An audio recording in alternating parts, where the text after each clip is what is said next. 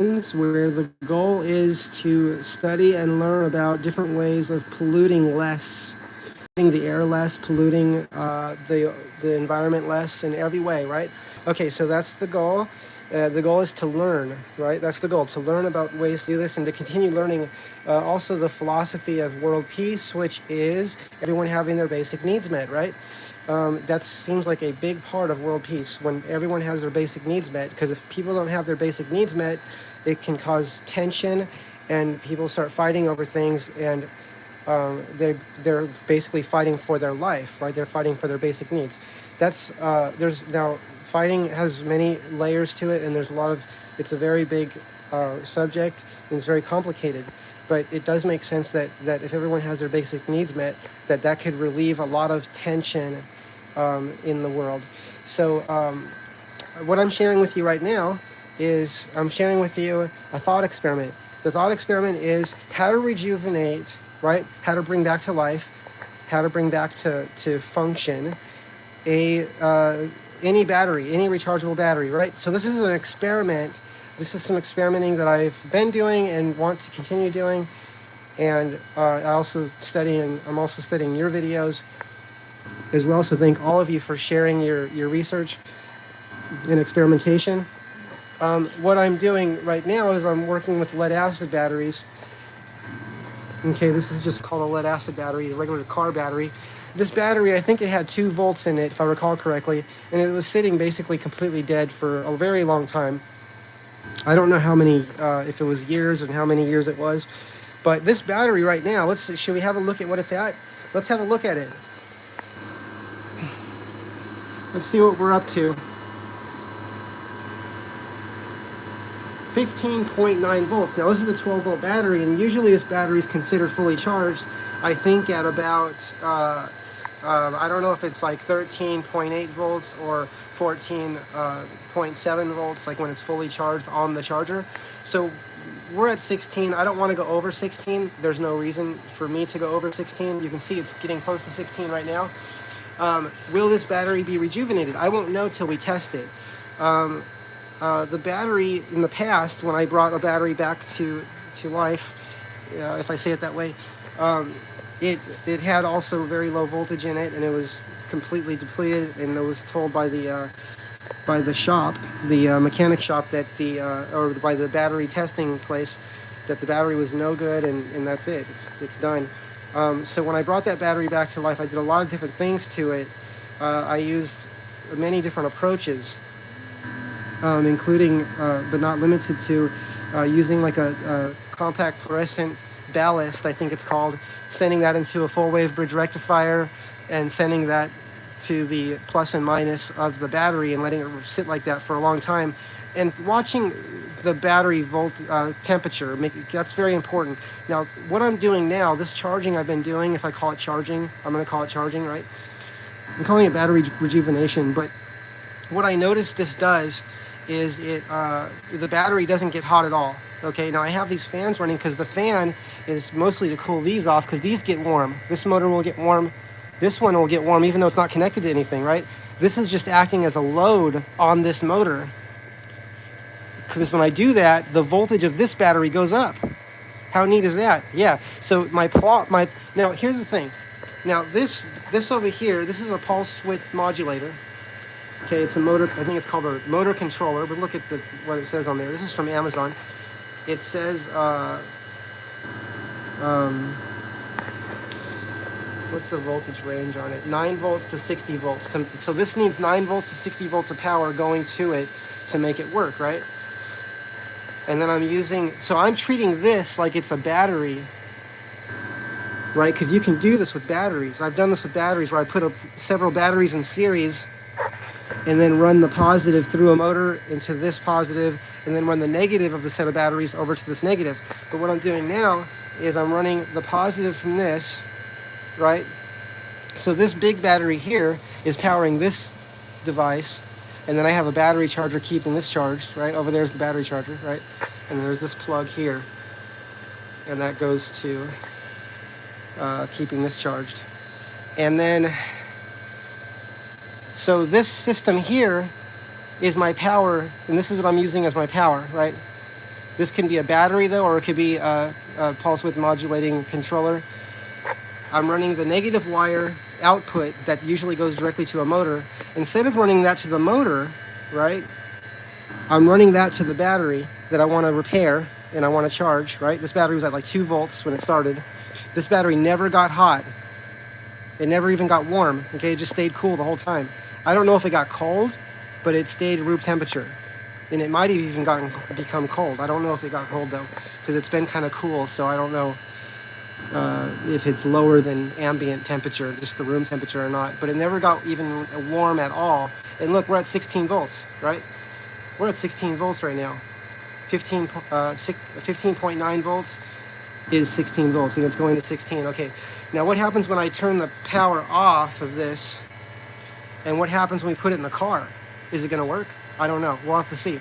But it has worked in the past with other batteries. And how many different chemistry rechargeable batteries can this work with? Well, if anyone's testing this, and I know a lot of people are, just be very careful and make sure you wear full face shield, such as an example of that would be my favorite company is 3M, and I know there's a lot of good companies out there, but I'm using this 3M face shield. And what I like about the 3M is it's very easy to see through the shield, and that includes their glasses too, because I've used sunglasses where I can't see very well through there. It's hard for my eyes to see and focus looking through the shield. So that's very important when you're wearing safety gear, is that part of safety is being able to see really good, right? That's important. Okay, so what's happening, we'll go over it one more time, is now all those wires you see, there's just wires that are powering that, and there's wires that this wants to power something with, and then we use that dial to control that. So when I turn that dial clockwise, that increases the RPM of this motor, and it also increases the voltage to this. Like if I turn that right now, if I turn that up clockwise, the voltage would go up. I don't want to go over 16 volts though. 16 volts is perfect for me. That's where I'm stopping. There's no need to go above that. Can people go 40 volts? I've read stories that people have gone up to 40 volts. I don't know what it takes to do that, but I don't have a need for that. And I you know, this is going to go back into a car, and we just want it to work with the regular system. So we're going to be using an alternator to charge it. And I think I was starting to tell you that when I did this before, and I was charging a battery for several weeks, bringing it back to life, if I say rejuvenating it, and I used a lot of different approaches. I used this approach, what we're doing right now, and I also used a 600 volt compact fluorescent ballast, which is high voltage pulses, right? I'm saying it that way. Please research for yourself what the correct terminology is. And I was in my thoughts, I was just seeing what it can do to the battery, what can happen to it, if it can help it come back to life. When they charged it at the one time when they charged it at the shop before testing it, it was really weird that some water or some kind of liquid, it wasn't acid, I don't know what it was, it might have just been because I washed it, was coming out of the battery. It did, and if you touch it, it didn't hurt you. So I don't know, I still don't know what that was. And my question was, how come it didn't leak water when I brought it in, but when I left, it was leaking something but it didn't hurt my hands. So I don't know what that is. I don't know what was happening with that. It stopped doing that after a couple days of having the battery. That's a different battery, but the battery still worked, held the charge, worked well. So anyway, we're bringing this one back to life. That's the interest, is to see if we can keep the voltage up on this. I have turned that off already a few times, and the voltage stayed high. It stayed at a good voltage range. So, but the testing will tell us. But mainly what I wanted to share with you was basically how I'm hooking it up. And I don't know what the difference would be, if there would be a difference, if instead of having the motor run through the positive wire, right, splitting the positive, right, instead of running the positive wire. And by the way, isn't it interesting that this motor even works with just a positive wire going through it? How interesting is that? To me, that's interesting. Now, maybe people that know a lot more about electronics than I do would say, oh, of course it would work. Yeah, we know that. But to me, that's just interesting, because I'm used to seeing two different wires go to a motor, a plus and a minus. How do you power a motor with one wire? That motor is being powered with one wire right now. It just has the positive from that pulse width modulator going through it. And if you want to trace it with me, we'll do it right now. Okay, so let's look at our positive. So I wrote on this M, that's for motor, right? So here's my positive output, okay? Where does it go? Okay, it goes here, it goes here, it goes into the motor, and then here, it is the wire that comes out, and I used a red wire because it's still the positive wire, right? Does it become negative when it comes out of there? I don't know. So this is the wire, right, coming out. That's the wire coming out of there, right here, this one. And we'll follow that, right? We're going to follow that up to the battery here. And that's up to the battery, right? That's the battery. That's the positive. So that motor is being powered just with a positive wire, right? And then some people have said, oh, well, you have a virtual negative. You have a virtual negative, right? Well, guess what? I'm very interested in the virtual fields, virtual particle flux fields, and the virtual universe. So if I'm using virtual negative, that doesn't sound bad to me. Now, maybe they didn't intend to mean it that way, but the word virtual, where's the negative? That's my question. Okay, so what are we talking about here, right? Is this extended physics? Is it the physics we learn in school? School has all the physics. People keep telling me, and if you research this, you'll learn that the libraries at the schools and the data, the research is all there. All the free energy stuff that we call free energy, which is just a very efficient way of using energy, it's all documented and everything. And I don't think schools are hiding it from anybody. I think that school teaches how to repair the world. And if you want to build a new world, then that's your work, right? That's why everything is documented in schools, because students do research on things, and that's all kept, right? That's all documented. It's kept. It's not lost. And then, when people talk about that library, I don't know if I can remember the moment. Is it called the Alexandria Library? I can't think of the name of it, if that's the name or not. But it's one where people say, oh, the world would be such a better place if we didn't lose that library, right? That burned down. That people talk about that like a long time ago. Okay, I want to say something to you right now, guys. Ladies and gentlemen, I want to share something with you. Do you really think anything important only has one copy? No. Think about it. How many copies of important information do you have? I have like 20 copies of really important stuff, and I'm not the only one that has it. I share it with all kinds of people. People do the same thing to me. They share stuff they want multiple copies of. That library, there is nothing in that library, that great library, that does not have multiple copies all over the world. Okay, so to think that something's been lost, nothing has been lost. All that we have to do is research and know what you're looking for, or be open to what you're looking for, and you'll find a way to learn it. I don't think there's anything that can't be learned. What do you want to learn? You can learn it. Just set your mind to it, right? The universe will make sure you succeed. There's a lot of words you can put in place of the words I'm using, but this is, at the end of the day, if we say it that way, anything you wish to create and do, you can do. People will say you can't, but think about this. Even with careers, when people say, you can't do that, you can't do that, I've never met one person that succeeded at a great career that they really are happy with that said that people encouraged them all the way. They got a lot of negativity. People said they couldn't do it. They called them names. It's hard for everyone to succeed at the things that they want, even when they're told it's impossible, right? So that's the same thing with science, with art. It's with the same thing with physics. So, if you want to do something, set your mind to it, meaning focus on it, right? And focusing doesn't mean excluding.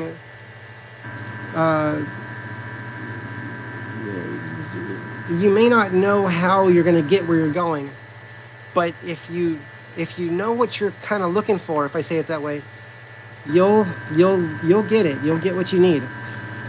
Anyway, everyone, I just wanted to share this real quick with you. And what I was beginning to say was, right now we have the positive wire going through the motor, right? The positive wire going through the motor, back to the battery, and that motor is spinning this motor, and I'm using that just as a load to make it harder for this to turn which makes my voltage on this go up, right? That's why I'm doing that, because if I take this load off here, my voltage to this will go way down. Isn't that interesting? So this kind of system, this circuit loves a load. It loves it. This could be a generator. I could be using this as a generator and also charge this battery with this. I could also do that, right? I'm not doing that right now because I'm just trying to keep it really simple, but there's a lot of different ways that you know, like when they say, what can you see? What can you imagine? And then create it, right? So, so what happens if I do this with the negative wire instead of the positive, right? So let's say we have the positive wire coming out of the pulse width modulator motor controller, right? Or if that's a set of batteries in series, right? Let's say that's two batteries, two 12-volt batteries in series, giving us 24 volts. Okay, the voltage, when we're doing something like this, like we want to spin a motor and do this kind of charging, the voltage has to be higher in one set of batteries, right? With this kind of system, right? There's ways to do it with lower voltage, but I don't have that at the moment. I'm working on that. And I know a lot of people are already doing it, where you can charge a higher voltage battery with a low voltage battery with certain circuits, right? So that's in the process. I'm learning about that. And right now we're using high voltage to low voltage. So there's my high voltage. This is my lower voltage. So here's the question: if I have the positive wire going from the pulse width modulator, which is made to control this kind of motor, right? I can connect the positive and negative directly to that motor and it'll make it work, right? But why not charge a battery while I'm doing that, right? So this could be powering a bicycle, and I could be charging a battery, and I could be running this generator, which could be charging another battery, a separate battery, right? Yes, that can be done. There's so many things that could be done with this. And just, you know, what can you imagine? And do that, right? And always being careful. So if we have the positive wire going directly from pulse width modulator to this positive, and then the negative goes through here, right? How is that different than what we're doing right here? How is that different, if it is different at all, right? I've done some testing with it, but I don't know what the difference is. I don't know if it's better or if it's part of completing this system. So for example, if this battery doesn't work for some reason, let's say the battery drains after a couple weeks or a day or something and it doesn't work, I might try running the motor through the negative wire. So the same thing here, positive going, so instead of the positive going through the motor into the battery, I would go positive directly to here, and then have the negative go through the motor and then come back to here, and then do the same thing I'm doing now, and just see if that's any different, right? I could also run both at the same time. I could run a motor through the positive wire, like I'm doing now, do the same thing running a motor through the negative wire. So the same thing that I'm doing with the positive, but the negative would be going to a motor and then coming out of the motor and going to the negative, right? At the same time, I could do that. The other thing I can do is my 600 volt ballast that I have, which is for powering compact fluorescent tubes.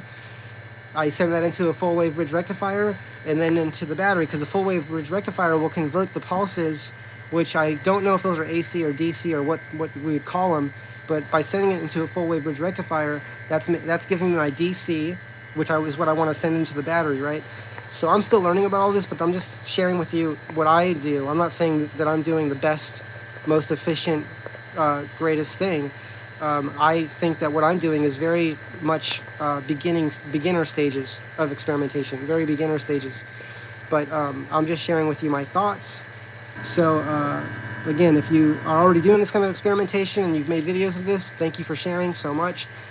And if this is something you want to do, I just recommend always wearing the proper gear and making sure your skin's covered and being careful.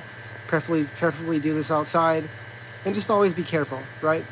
So basically, this is a way of what I think's happening here is that I'm charging the battery, and I'm also rejuvenating the battery. That's what I think's happening here.